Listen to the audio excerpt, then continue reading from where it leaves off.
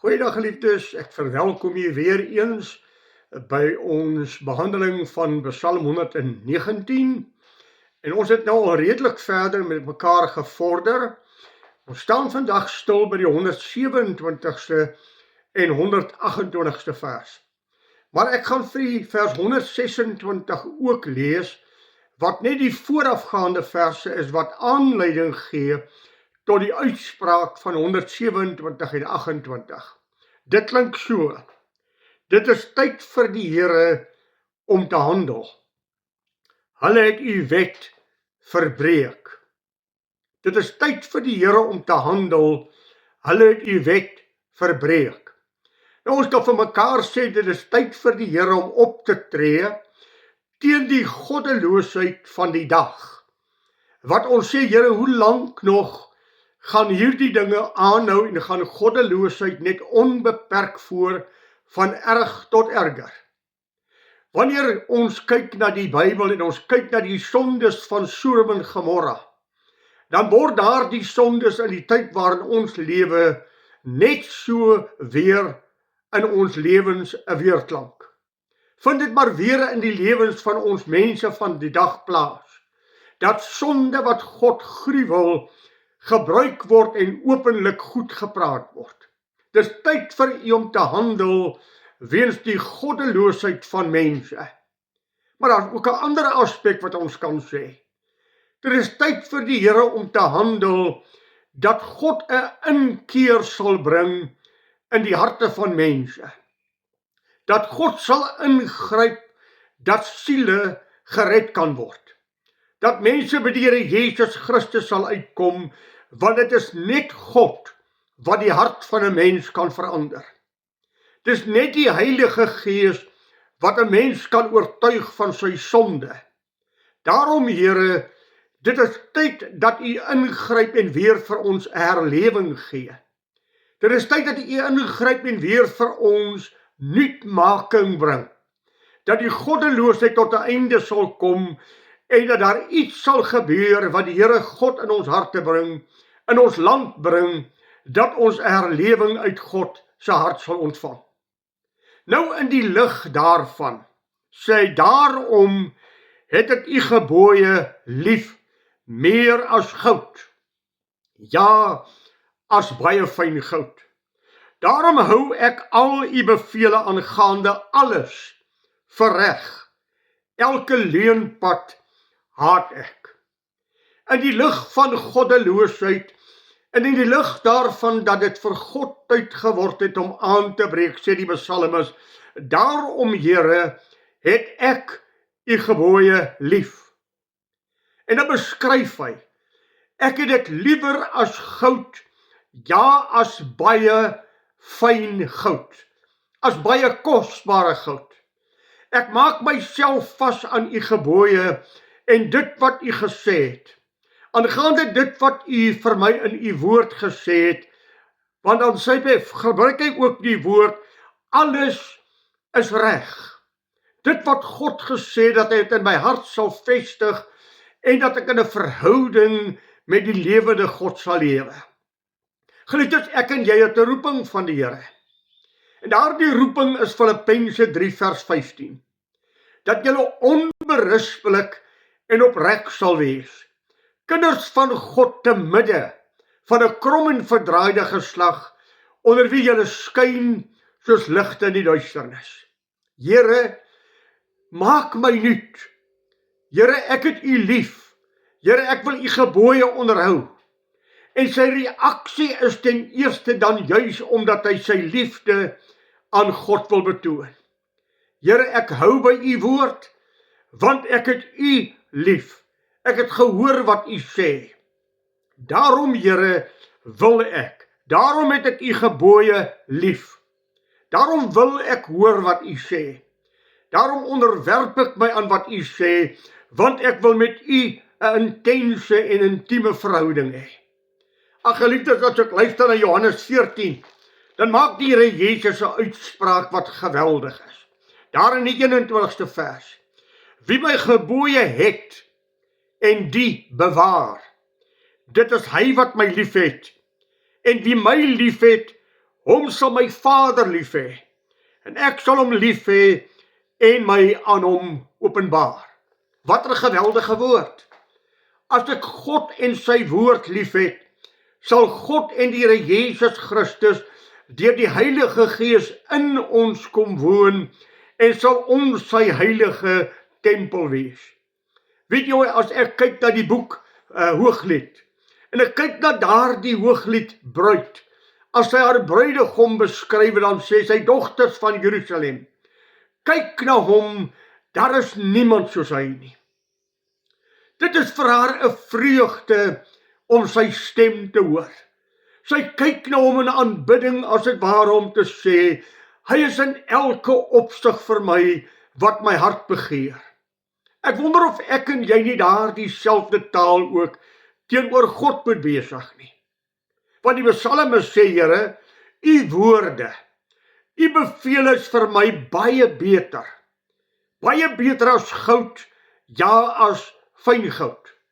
Want goud en fyn goud is verganklik. Maar die woord wat God in my hart bære en die plek wat God in my hart vul, is onverganklik. Ek vat dit saam die dag as ek God ontmoet.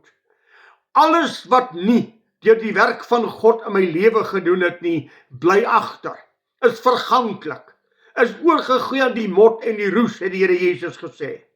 Ek vat net saam wat God in my gedoen het. Daarom, Here, het ek u gebooie lief in alles wat u vir my sê, dat ek al u gebooie wil onderhou. Die Psalme sê so mooi woord. Naas u, o God, begeer ek niks op aarde nie. Here, u is die som totaal van my geluk. U is alles wat ek begeer. Lees dit in Psalm 16 vers 2 en Psalm 73 vers 25. Lees dit gerus. As ek dink aan die tydelike teenoor die ewige, dan dink ek veral aan daardie mooi getuienis van Moses. Hy het die rykdom van Egipte land nie geag nie. Hy het verkies om sleg behandel te word, saam met die volk van God, omdat hy sy oog gehad het op iets in die toekoms wat op hom wag, die onverganklike heerlikheid van die hemele.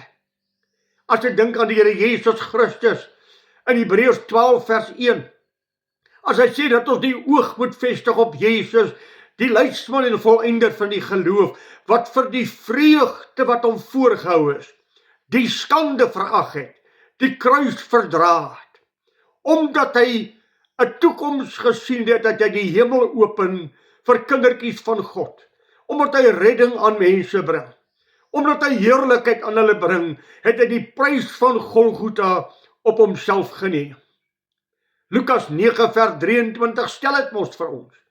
Wat sal dit, of vers 25, wat sal dit 'n mens baat, as hy die hele wêreld win, maar aan sy siel skade ly? Wat sal 'n mens God gee as losprys vir jou siel? Ook 1 Johannes sê, moenie die dinge van die wêreld lief of die dinge wat in die wêreld is nie. Die begeerlikheid van die oë, die begeerlikheid van die vlees en die grootsheid van die lewe. Die wêreld gaan verby en sy begeerlikhede. Maar hy wat die wil van God doen, bly vir ewig. Die Psalme sê, Here, daarom het ek u gebooie lief, meer as goud, ja, as baie fyn goud. Daarom het ek al u bevele aangaande alles wat reg is, elke leenpad haat ek. Ek het 'n keuse gemaak om aan God te behoort en die Here te dien met my hele lewe. Geliefdes, ek en jy is besig in hierdie wêreld om te bou. Jy moet 1 Korintiërs die 3de hoofstuk van die 9de vers aflees. Jy bou met hout, hooi en stoppels. Of jy bou met goud, silwer en kosbare stene. Die vuur van God gaan dit op die proef stel. En alles wat deur die vuur van God verbrand word, sal vergaan. Hout, hooi en stoppels sal uitgebrand word. Goud, silwer en kosbare stene sal gelouter word. Daarom waarmee is ek en jy besig? Ons is besig om vir ons 'n ewige tuiste te bou. Waarmee bou jy? Bou jy met die strooi soos die 3 varkies? Bou jy met hout soos die drooi varkies? Dit word omgeblaas. Dit bestaan nie meer nie. Bou vir jou 'n vaste woning in die koninkryk van God. Daarom sê Petrus, laat julle soos heilige stene inbou tot 'n woning van die Allerhoogste God. Ja, dis 'n stryd, geliefde. Want hierdie lewe wat ek en u in op aarde het, is 'n lewe van aflegging en 'n lewe van opname. Dis aflegging van dit wat God nie behaag nie. Efesiërs 4 vers 22.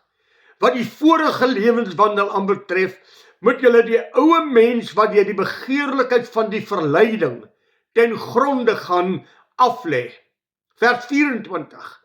En julle moet julle met die nuwe mens beklee wat na God geskape is in ware geregtigheid en heiligheid.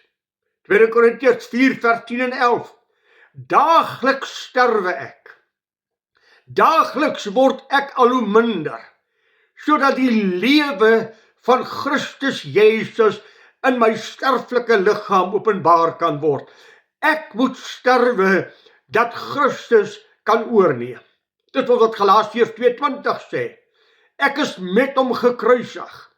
Ek leef nie meer nie, maar Christus lewe in my. Dit is dus wat Johannes 3 vers 30 gesê het. Hy moet meer word en ek moet minder word. Ag, as jy Romeine die 6de hoofstuk lees, dan is dit so pertinente woord. Laat die sonde dan in julle sterflike liggame nie heers, dat julle aan sy begeerlikhede gehoorsaam sal wees nie.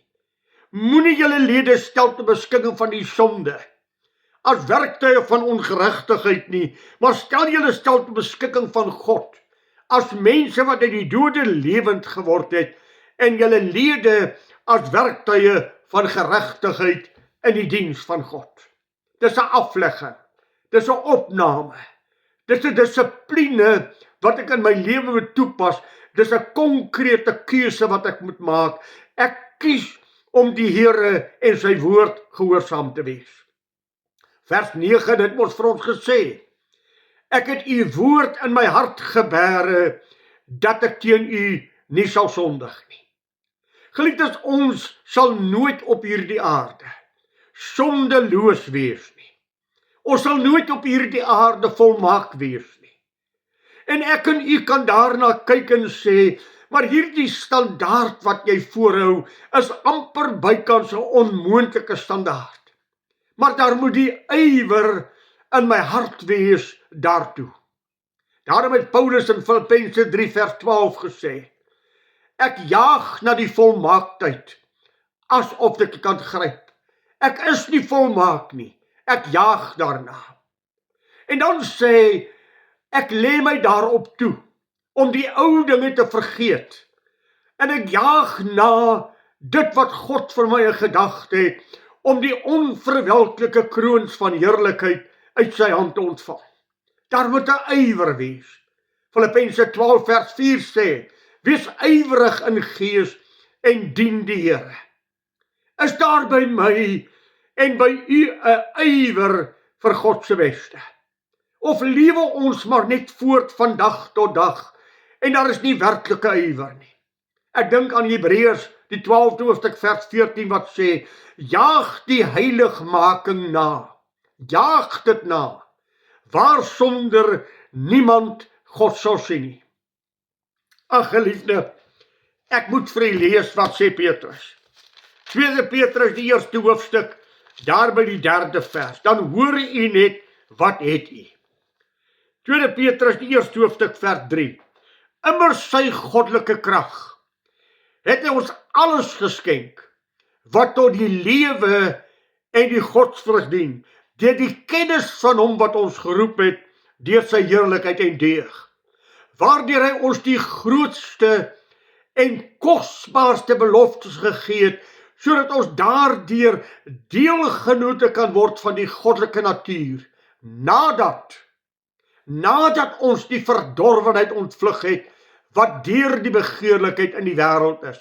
Daarom moet julle met alle ywer by julle geloof voeg die deug, en by die deug die kennis, en by die kennis die selfbeheersing, en by die selfbeheersing die lydsaamheid, en by die lydsaamheid die godsvrug. Want as hierdie dinge by julle aanwesig is en toeneem, dan laat dit julle nie ledig of onvrugbaar tot die kennis van ons Here Jesus Christus nie. By wie hierdie dinge nie aanwesig is nie, is blind en kortsigtig en het die reiniging van sy vorige sondes vergeet. Daar moet 'n ywer wees. Here, ek ywer om u te ken. My verlang om u woord te ken, om in 'n verhouding met God te wees, is vir my ver beter as goud, ja, as fyn goud. Here, ek lê my daarop toe om in alles en in elke opsig in my lewe God te behaag. Die apostel Paulus het in 1 Korintiërs 9 vers 27 gesê, ons is almal in 'n wedloop. Ons jaag na die onverwelklike kroon van heerlikheid. Daarom kastei ek my liggaam en maak ek dit diensbaar. Ek kastei my liggaam en ek maak dit diensbaar. Dis nie maklik nie, maar dit het veel vrug en dividende in jou lewe as jy jouself aan God wy om aan hom so na as moontlik te lewe, so mees intiem as wat jy kan lewe met God. Dis my verhouding, want ek het dit meer lief as goud, as fyn goud, om in al u weë en in alles wat u vir my sê te doen. Malagi 1 vers 6 het 'n woord. As ek dan God is, waar is die vrees vir my? As ek dan die Vader is, waar is die respek en eerbied wat my toekom? Ek wonder, geliefde, as ek en jy onsself toets om daardie vraag te antwoord. Watter plek vul God in my lewe? Watter plek vul sy woord in my lewe? Is ek ernstig in my verhouding met God, of is my verhouding met God vir my iets wat traag is? Ag geliefde, dat ek en u nie traag sal wees in ons gehoorsaamheid aan God nie, dat ons ywerig sal soek na die Here. Ag, daar is so 'n woord daar in Jakobus 1 vers 13 wat vir ons sê, 23 tot 25, dat daar in my lewe nie 'n traagheid sal wees om God te volg nie, maar 'n ywer om die Here te dien. Dat ek haastig sal wees om God se woord na te kom. Hoor wat sê Jakobus.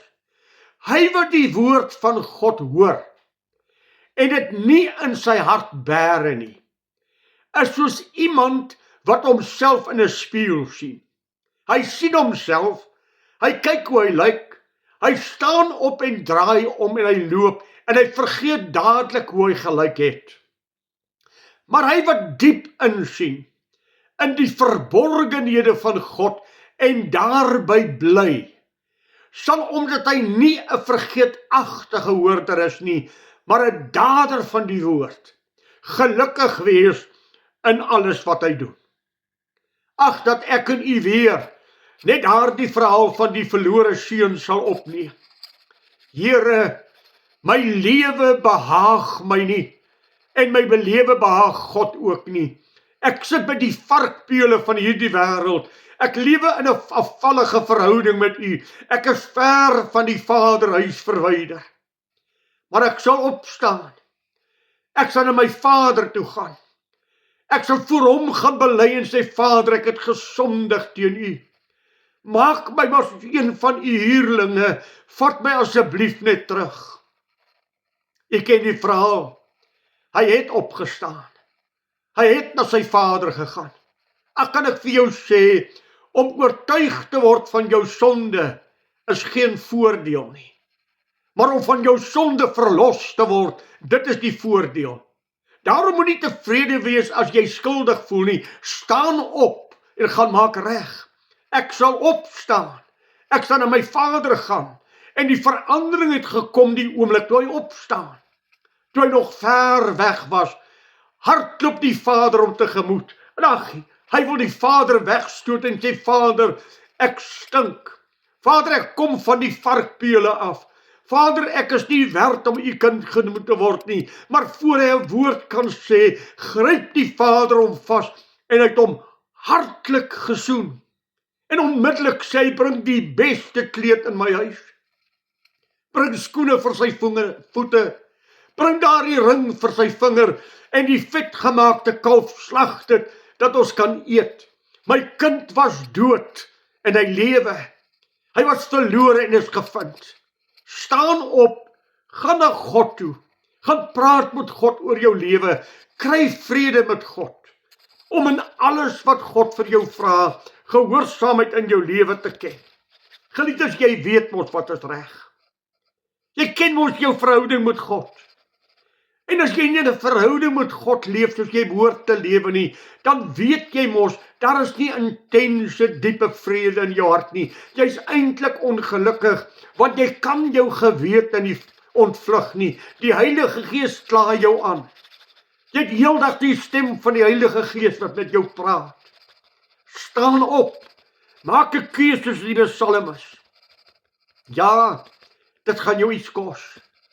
As jy 'n kind van die Here wil wees, mag jy vervolging hê. Mag jy dalk vriende verloor.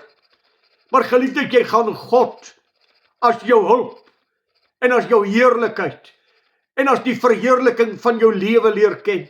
Die God wat naby kom, wat sy seëninge milddadig oor jou sal uitstort en jou sal gee wat jy nodig het. Die psalmis sluit met 'n woord af. Ek haat elke leenpad. Alles wat nie waarheid is nie, is 'n leuen. Elke pad wat nie in waarheid gevestig is nie, is 'n leuen. Jy moet oplet na Efesiërs 6, die wapenrusting van God, die eerste wat jy moet aantrek, is die gordel van waarheid. En dan word die res van die wapenrusting gevestig en vasgemaak aan die wortel of aan die gordel van waarheid. As jy nie in waarheid wandel nie, wandel jy 'n leunpad. Here, ek haat elke leunpad. Ek haat alles wat u nie behaag nie. Want dit wat God in sy woord gesê het alleen is waarheid. En as jy daarvan afdwaal, dan is jy op 'n dwaalpad, is jy op 'n sypad en is jy op 'n leunpad. En lewe jy nie in waarheid voor God nie. Daarom moet ek en jy terugkeer na God toe. Keer terug as jy vandag besef, as jy die Heilige Gees nou met jou praat, en daar is dinge wat soos kurkproppies in jou lewe na bo spring, jy weet net. Jy weet wat tussen jy en God staan, en die geliefdes, dis God wat met jou moeite doen. Dis God wat met jou praat. Hy kom jou gelos het, en jy sal die verderf tegemoet gaan. God hoef nie aan jou aandag te gee nie. Hy gee aan jou aandag omdat hy jou lief het. Gaan jy dit in sy gesig teruggooi? Gaan jy dit misken en wegstap, asof dit 'n mens is wat met jou praat? Of gaan jy laag buig om te sê, Here, die Allerhoogste God, die Heilige Gees praat met my, en ek weet wat tussen ek en God staan. En as jy dan weet, gaan maak reg. Ek het dit al so baie vir u gesê, Jakobus 4 vers 17, hy wat weet om goed te doen, en dit nie doen nie, vir hom is dit sonde. Dit word 'n skeiding tussen ek en God. Daarom die psalmis se grootste ywer is, Here, nie aardse dinge nie, nie goud of baie fyn goud nie, maar Here, ek wil as u handel, as u optree, wil ek onberispelik voor u wees. Ek wil intiem met u wandel. Ek wil u met 'n onbeskaamde gesig ontmoet. Dis tyd vir die Here om te handel. As God nou met jou handel, wat sal die handeling impliseer? As God jou nou moet gee wat jy verdien, wat sal dit beteken?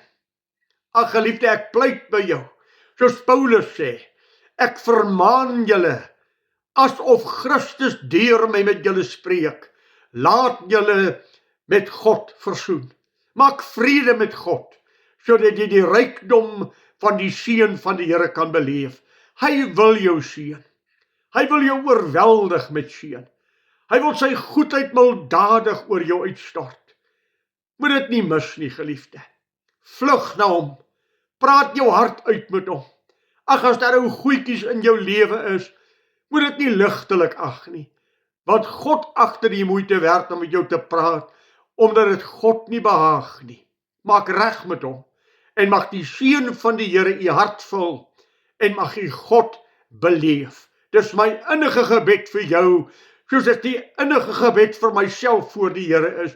Here, help my om op die ewige te konsentreer en nie in die tydelike vas te val nie. Mag die Here vir u ryklik seën, mag u verhouding met die Here van sterkte tot sterkte gaan, en mag u vooruitgang in die Here vir almal duidelik wees. Goeiedag vir u, en die Here se ryke seën bid ek u toe. Totdat ons weer met mekaar gesels. Die Here seën vir u.